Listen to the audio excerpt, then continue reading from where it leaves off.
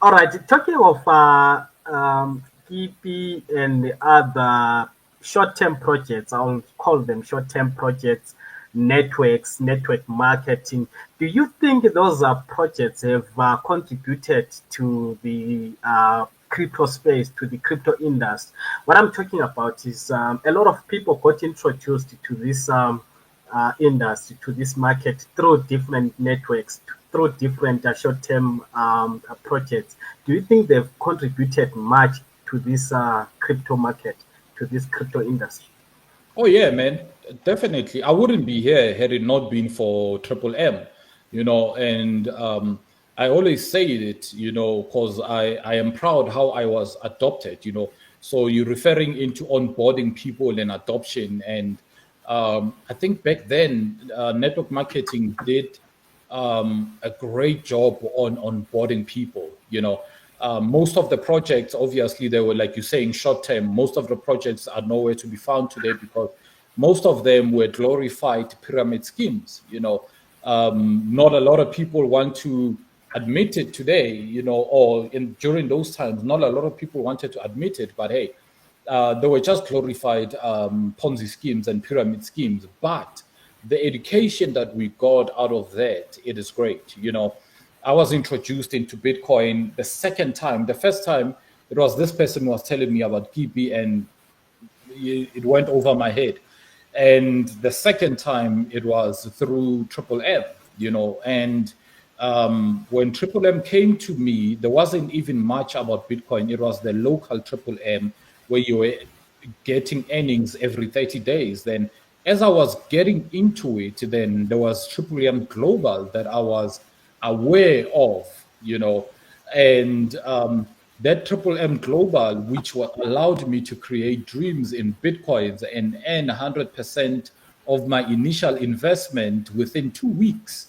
And I was hooked, man. I was hooked. And from then on, I was saying to my wife, what in the world is this? And it found me at a time whereby I had just lost my business. I was down and out, and I had no income. My wife was carrying all the bills that we had at that point in time. So I was looking for something to do online, and I had been in business for many, many, many years, and it was my first time being so low in terms of finances in my life, and I was now ready to give it an ear because a year prior I did not give it an ear, but in 2015, I was ready to give it an ear because I was down and out.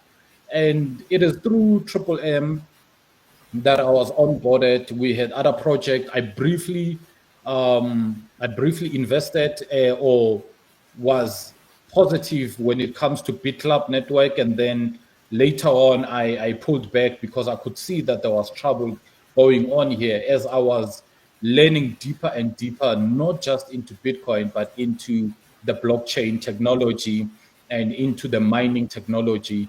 And I could see and I could foresee that, hey, this is not going to be sustainable for a very long time. And some people actually unfriended me, and some people blocked me.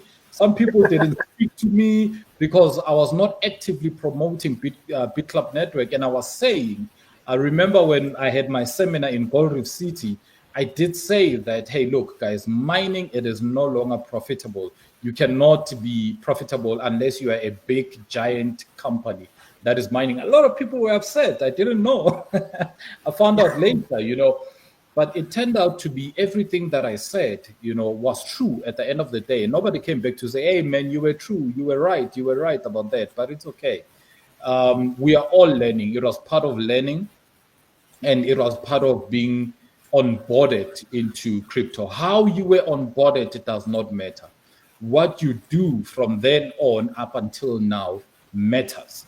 So if you were onboarded into Bitcoin or crypto via network marketing, and you sat down on the knowledge and you did nothing, then it's your fault, man. Because from there, I grew as I researched deeper and deeper. My background is IT, so anything technology I love.